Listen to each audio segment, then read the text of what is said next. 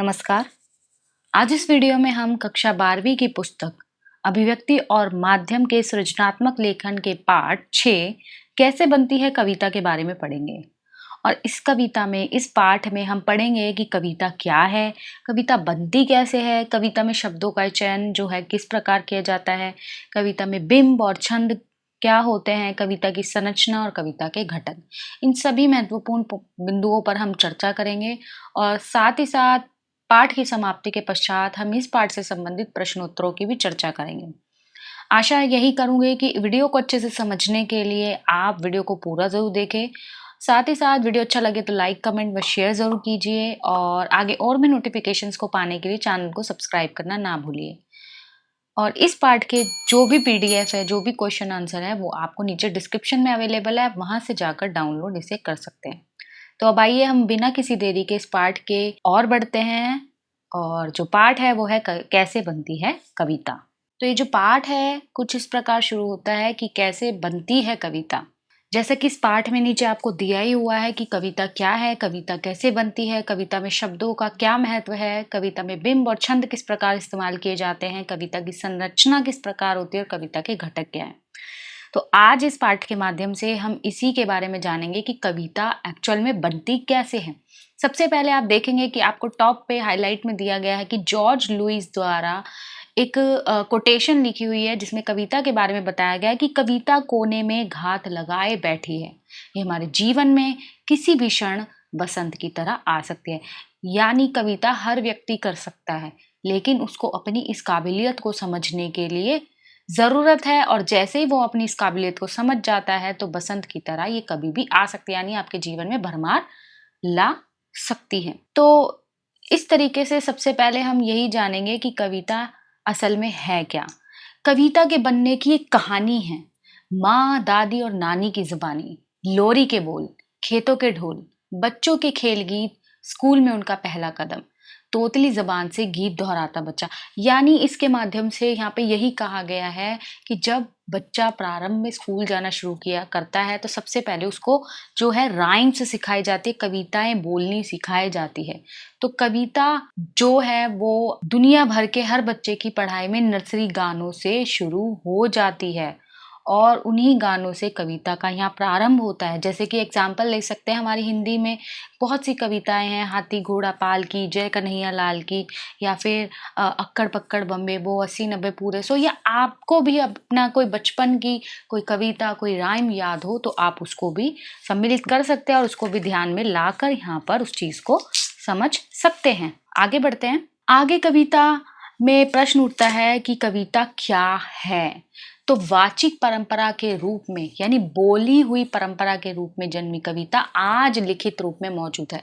यानी जो पहले के समय में लोगों ने बोला, उनके मुंह से फ्लो में जो बातें निकली वो वाचिक थी, वो कही गई थी, लेकिन आज के समय में वो मौजूद है, रिटन में भी, लिखित में भी।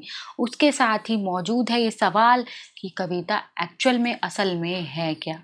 यद्यपि कविता की इस पहेली को बूझना एक जटिल प्रक्रिया है, यानी इसको समझना एक जटिल प्रक्रिया है, लेकिन सारी जटिलताओं के बावजूद कविता हमारी संवेदना के निकट होती है, हमारे इमोशंस के करीब होती है, वह हमारे मन को छू लेती है। कविता हमारे मन को छूती है, हमारी भावनाओं को झकझोरती है, कभी कभी झकझोर देती है। कविता के मूल में संवेदना है, राग तत्व है।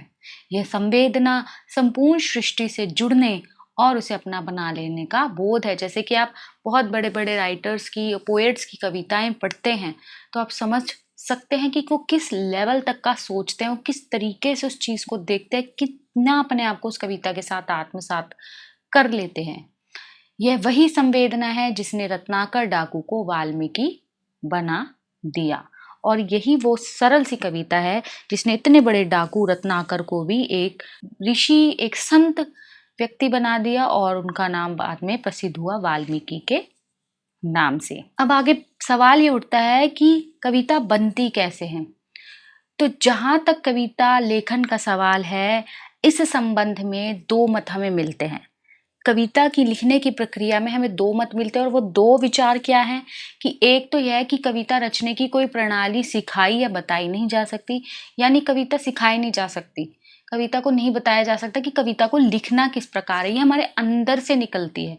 ये कोई बाहरी उपकरण से सीखने की चीज़ नहीं है, ठीक है? ये बाहरी तत्व जो है उनसे सीखने की चीज़ नहीं है कि हम ये इंस्ट्रूमेंट्स या ये चीज़ें, उपकरण हम यूज़ करेंगे और इससे हमें कविता लिखनी आ जाएगी। ये कोई कोर्स नहीं है। ये हमारी आंतरिक संवेदना है, हमारे इमोशंस हैं, हमारे विचार हैं जो कविता के रूप में प्रकट होते हैं। लेकिन यह भी सच्चाई है कि पश्चिम के कुछ विश्वविद्यालयों में और अब अपने यहाँ भी कहीं-कहीं काव्य लेखन के बारे में विद्यार्थियों को बाकायदा प्रशिक्षण दिया जाता है। और दूसरा मत ये है कि पश्चिम के यानी बाहर की कंट्रीज़ में कुछ यूनिवर्सिटीज़ में भी अब काव्य लेखन की जो प्रक्रिया है वो विद्यार्थियों को प्रॉपर एक एजुकेशन दी जाती है, उनको एक ट्रेनिंग दी जाती है। तो सवाल यह भी है कि चित्रकला, संगीत कला, नृत्य कला आदि सिखाई जा सकती है, तो कविता क्यों नहीं सिखाई जा सकती? यानी 2 मत यहाँ पे हमें मिलते हैं कविता लिखने के संबंध में, उसकी संरचना के संबंध में कि पहला, कविता सिखाई नहीं जा सकती, दूसरा कविता सिखाई जा सकती है, ठीक है? तो जैसे ही हम अपने इन सवालों का सामना करेंगे तो कविता का जादू खुलने लगेगा और हम जान पाएंगे कि कविता की बारीकियों से गुजरते और उसे दोबारा रचना किसी सुख से कम नहीं है। आशा करती हूँ आपको ये पाठ आसानी से समझ आ रहा होगा। बहुत छोटा सा पाठ है और इसमें सिर्फ और सिर्फ कविता के बारे में बात की जा रही है। आप मेन हाइलाइट्स पॉइंट्स को देख लीजिए, उनको अपने पास एज अ नोट संभाल के रख लीजिए, तो आपको ये पूरा जो कॉन्सेप्ट है क्लियर हो जाएगा। आगे हम बढ़ते हैं कि जैसे कि हमने मतों के बारे में बात की, तो चित्रकला में रंग, कूंची, कैनवस और संगीत में स्वर, ताल, वाद्य आदि की जरूरत पड़ती है। लेकिन कविता ऐसी कला है जिसमें किसी बाह्य उपकरण की मदद नहीं ली जाती। जैसे कि मैंने भी बताया आपको, कवि की एक कठिनाई यह भी होती है कि उसे भाषा के उन्हीं उपकरणों से काम लेकर कुछ विशेष रचना होता है जो विभिन्न विषयों एवं हमारे दैनिक जीवन का माध्यम है। वह अपनी इच्छा अनुसार शब्दों को जुटाता है और उसे लय में गठित करता है। यानी ये एक आंतरिक चीज है, जो हम अपनी दिनचर्या में चीजों को महसूस करते हैं, उसी से कविता की रचना होती है। अब आगे हम बढ़ते हैं कि कविता की अनजानी दुनिया का सबसे पहला उपकरण है शब्द। जैसा कि हमने बात की थी कि यहाँ 2 मत आ रहे थे, एक था कविता नहीं सिखाई जा सकती, दूसरा कविता सिखाई जा सकती है। और अगर जो लोग इस मत के फेवर में है कि कविता सिखाई जा सकती है, तो उसके अनुसार एक अनजानी दुनिया का सबसे पहला जो औजार है, जो सबसे बड़ा हथियार है कविता को सीखने का, वो है शब्द। शब्दों से मेलजोल कविता की पहली शर्त है। इस संबंध में अंग्रेजी कवि W.H. ऑडेन ने भी कहा है कि प्ले विद वर्ड्स, यानी आरंभ से शब्दों से खेलना सीखो। यानी इसका मतलब यही है, आप जितना ज्यादा आपकी वोकैबुलरी स्ट्रांग होगी, जितने ज्यादा आपको शब्दों की नॉलेज होगी, आप अपनी कविता में उतने अच्छे से शब्दों का इस्तेमाल कर सकते हैं। क्योंकि एक शब्द के कई अर्थ भी होते हैं और कई शब्दों के एक अर्थ भी हो सकते हैं। तो अगर आप उन सब चीजों को समझ जाए और आप उन चीजों में स्ट्रांग हो जाए, तो आप कविता रचने से पीछे नहीं हट सकते। इसी को एक उदाहरण से स्पष्ट किया गया है कि कल्पना करें कि आप स्कूल में के विद्यार्थी हैं और कक्षा में बैठे सभी सहपाठी आपसे अपरिचित है, अनजान है। जैसे ही आप खेल के मैदान में पहुंचे तो वे सारे अपरिचित विद्यार्थी आपके मित्र बन जाते हैं। शब्दों के साथ भी ऐसा ही होता है। शब्दों से खेलना, उनसे मेलजोल बढ़ाना शब्दों के भीतर सदियों से छिपे अर्थ की परतों को खोलता है। यानी कि जब तक आप उस शब्द को समझेंगे नहीं, उसके अर्थ को नहीं समझेंगे, आप उस शब्द को अच्छे से भली भांति उससे परिचित नहीं हो सकते। एक शब्द अपने भीतर कई अर्थ छिपाए रहता है, कुछ कुछ इंटरनेट की तरह ही समझ लीजिए। शब्दों से जुड़ना कविता की दुनिया में प्रवेश करना है। शब्दों से जुड़ना कविता की, आपने देखा होगा कि बच्चे खेल खेल में गीत रच डालते हैं। दरअसल जो रचनात्मकता है वो सबके अंदर होती है, उसे तराशने की जरूरत होती है। तुकबंदी के प्रयास में धीरे धीरे उनकी रचनात्मकता आकार लेने लगती है। जैसे कि एक उदाहरण के माध्यम से हम समझ लेते हैं। जैसे कि हमने एक उदाहरण पहले भी समझा था कि अक्कड़ बक्कड़ बम्बे बॉसी नब्बे पूरे 100, यानी एक ऐसी तुकबंदी है जिसका कोई कुछ भी कोई सेंटेंस नहीं है, प्रॉपर नहीं है, लेकिन एक राइम बन गई, एक लय बन गई, एक राग बन गया, तो एक कनेक्टिविटी भी लोगों की यहाँ पर बन गई है। एक उदाहरण और देख लेते हैं कि कई बार हमारे बड़े कवियों ने भी शब्दों से खेलने का सार्थक प्रयास किया है। जैसे कि एक उदाहरण ले लेते हैं, आग अगर कहीं मैं तोता होता, तोता होता तो क्या होता, तोता होता। ठीक है, तो ऊपर के जो काव्यांश है यानी जो ऊपर दी गई कविता है उनमें कवि ने शब्दों और ध्वनियों से खेलने का प्रयास किया है। ध्वनि यानी एक राइम बन रही है, एक जैसा प्रोनाउंसिएशन में लग रहा है, ठीक है। शब्दों के साथ साथ ध्वनियों पर भी फोकस किया गया है कि वो सुनने में एक जैसा, उच्चारण के समय एक जैसा लग रहा है। तो खेल खेल में दिए गए इस प्रयास द्वारा अर्थ के नए आयाम खुलते हैं। अब हम देखेंगे कि शब्दों का यह खेल धीरे धीरे एक ऐसी दुनिया में ले जाता है जहाँ रिदम है, लय है और एक व्यवस्था है। यही प्रवृत्ति आगे चलकर शब्दों को ठीक ठीक रखकर अर्थ के खेल खेलना सिखा देती है। यानी शब्दों के खेल से शुरू हुई कविता के रचने की कहानी शब्दों की व्यवस्था तक जाती है। यानी जब आप शब्दों से खेलना सीख चुके हैं, उसमें आपको शब्दों का सही स्थान पता है कि शब्दों का कहाँ प्रयोग करना है, तो उससे उसमें रिदम आ जाता है, उसमें लय आ जाती है, उसमें एक मैनेजमेंट, एक व्यवस्था आ जाती है जो देखने में भी सुंदर लगता है। हम उदाहरणों के माध्यम से इन पंक्तियों को समझ लेते हैं। जैसे कि एक उदाहरण है, चोट पर, आप अंडरलाइंस जो रेखांकित शब्द है उनको देखिएगा। चोट जब पेशे पर पड़ती है तो कहीं ना कहीं एक चोर कील दबी रह जाती है जो मौका पाकर उभरती है और उंगली में गड़ती है। अब इन पंक्तियों में पेशे पर चोट यानी उचित मेहनताना ना मिलना और उपेक्षा के भाव पर बल दिया गया है। यानी यहाँ पर पेशे को ज्यादा हाईलाइट किया गया है। तो इन पंक्तियों की संरचना को बदल देने पर अर्थ भी बदल जाएगा। हम उदाहरण के माध्यम से समझ लेते हैं कि पड़ती है पेशे पर चोट। अब यहाँ चोट पर ज्यादा फोकस किया गया है। जो ऊपर वाली पंक्तियां थी उसमें पेशे पर ज्यादा फोकस था, तो चोर कील कहीं ना कहीं एक रह जाती है दबी, उभरती है जो मौका पाकर और गड़ती है उंगली में। यानी इन पंक्तियों की संरचना बदल देने से चोट पर अधिक बल हो गया है, पेशे की चोट पर कम हो गया है। जबकि ऊपर की पंक्तियों में पेशे की चोट पर अधिक बल है। इसी तरह दोनों कविताओं के रेखांकित शब्दों पर ध्यान दे और सोचे कि वाक्य संरचना का कविता में क्या महत्व होता है। यानी एक प्रॉपर सेंटेंस जब आप बनाते हो तो वाक्य को रचने में, वाक्य की संरचना में जो कविता में अपना रोल अदा करती है वो कितना महत्वपूर्ण होता है। तो आशा करती हूँ उदाहरणों के माध्यम से आपको ये भी क्लियर हो गया होगा। अगला हमारा जो पॉइंट है वो है हमारा जो कविता में छंद है और बिंब है। कविता को इंद्रियों से पकड़ने में सहायक होते हैं। शॉर्ट में मैं बिंब और छंद बता देती हूँ। बिंब होती है इमेजिनेशन। जब आप कुछ कविता सुनते हैं या कोई भी, आप कई बार कोई स्टोरी किसी से सुन रहे हैं तो उसका तरीका अगर अच्छा है ना कहने का, तो आपके अंदर एक पिक्चर बनती रहती है। क्लियर है? तो इसी तरीके से कविता भी कहने का एक तरीका होता है कि उस तरीके से उस बंदे ने, उस व्यक्ति ने कविता कही है। एक कल्पना की दुनिया में आप जा चुके हैं, तो वहाँ बिंब होते हैं। और छंद उन्हें कहा जाता है, ये दोनों ही आंतरिक लय हैं जो अंदर से निकलते हैं। और छंद उन्हें कहा जाता है जहाँ पर मात्राओं की गिनती होती है जिससे गयता उत्पन्न हो जाती है। ठीक है, तो ये सारे गुण होते हैं। तो पहले अब हम यहाँ बात कर लेते हैं, हमारे पास दुनिया को जानने का एकमात्र सुलभ साधन इंद्रियां ही हैं। बाह्य संवेदनाएं मन के स्तर पर बिंब के रूप में बदल जाती है।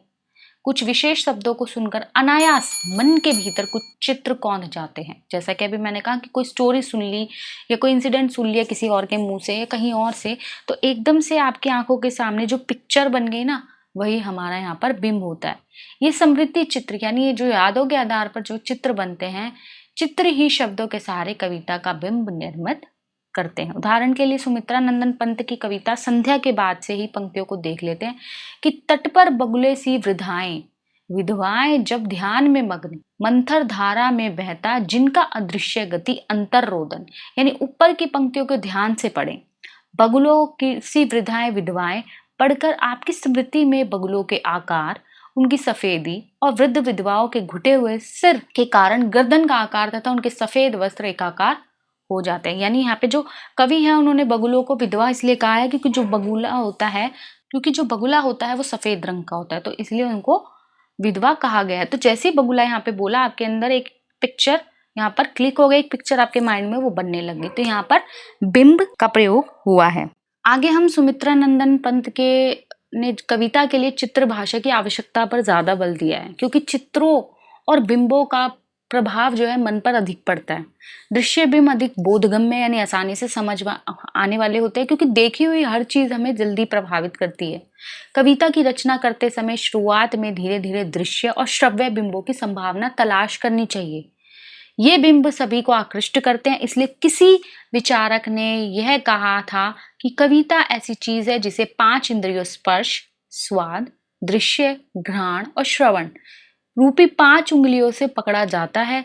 जिस कवि में जितनी बड़ी ऐन्द्रिक पकड़ होती है, वह उतनी ही प्रभावशाली कविता रचने में समर्थ होता है।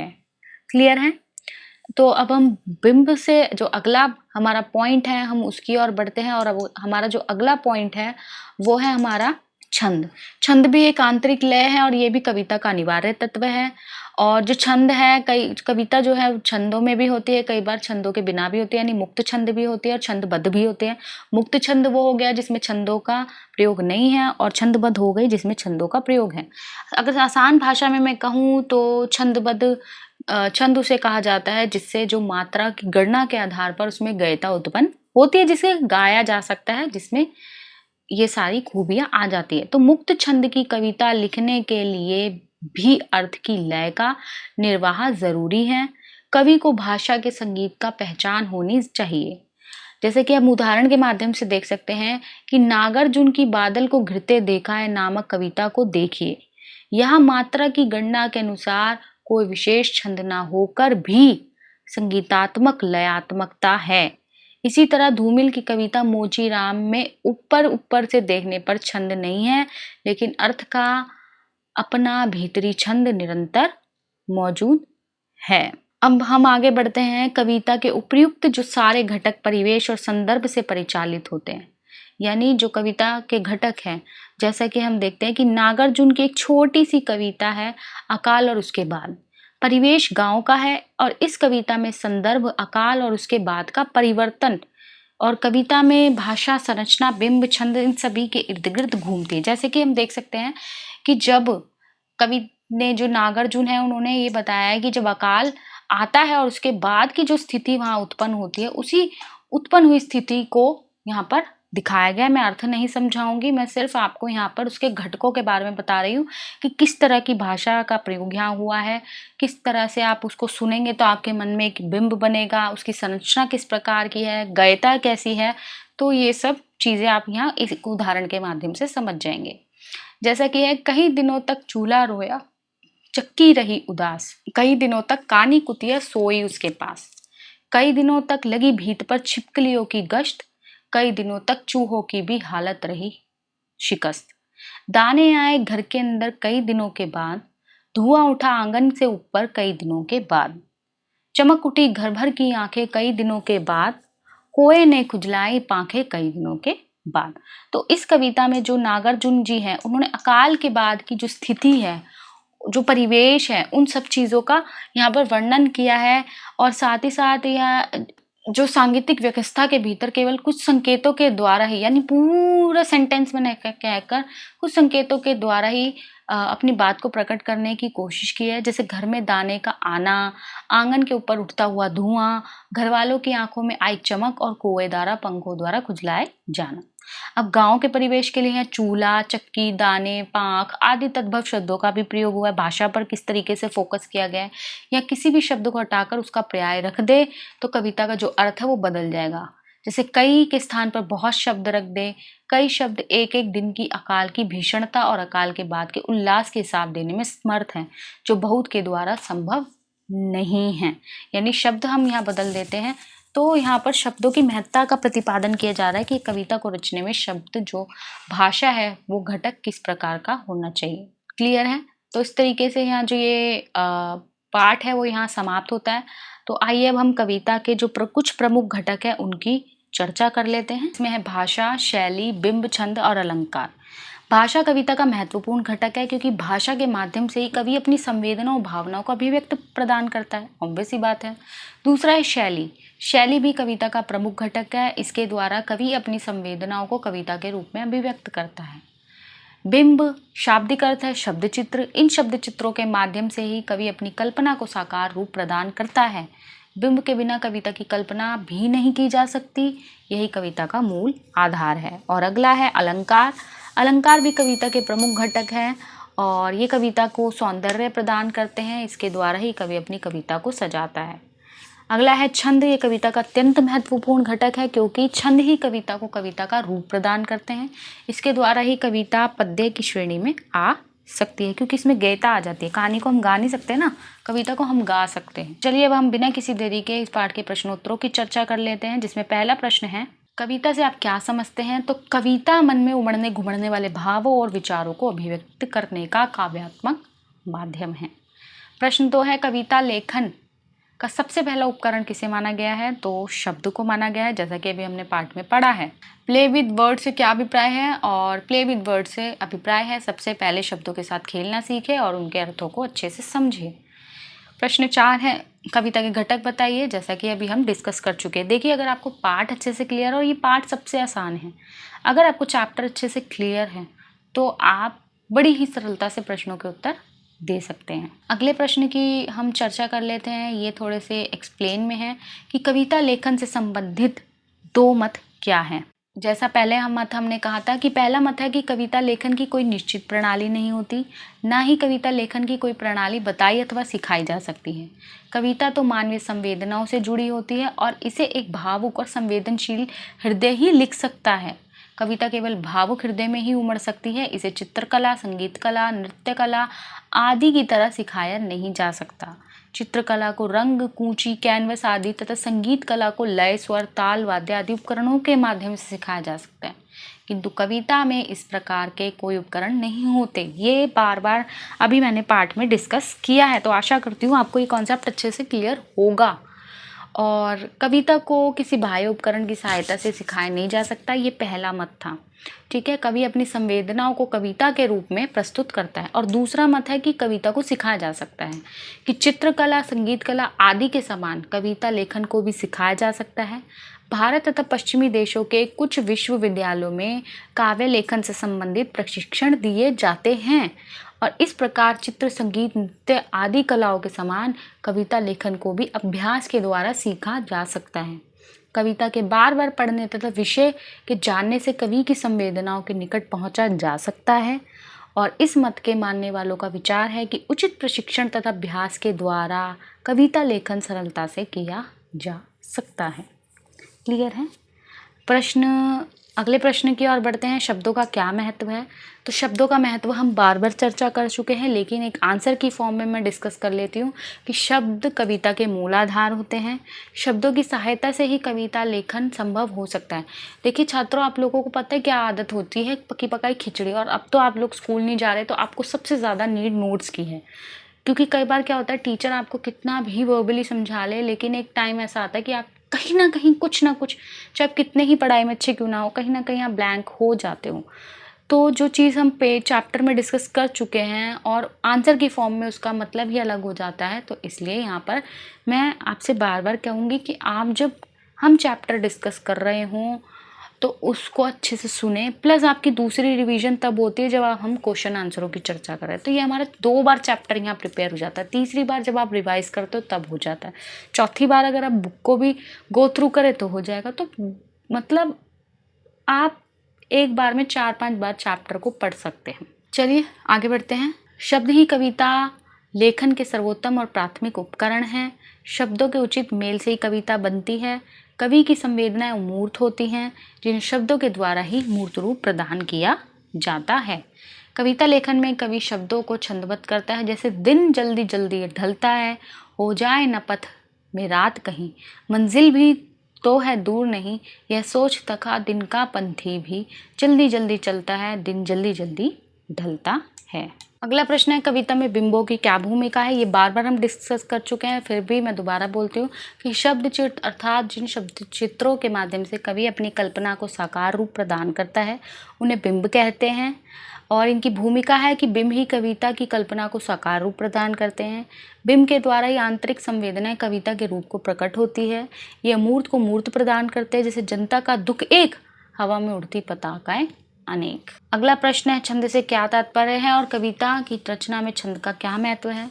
तो छंद मैं आपको बता ही चुकी हूँ, आप नोट्स में भी देख सकते हैं। और महत्व भी हम पढ़ लेते हैं कि यह अनिवार्य तत्व है, संगीतात्मकता प्रदान करता है, कविता का रूप प्रदान करते हैं, ये प्रभावमय होते हैं, गेय होते हैं और माधुर्यता प्रदान करता है। बहुत आसान है, बहुत बहुत बहुत आसान है। अगर एक बार भी आपने वीडियो को ढंग से देख लिया और अच्छे से समझ लिया तो पूरा चैप्टर बहुत आसान है।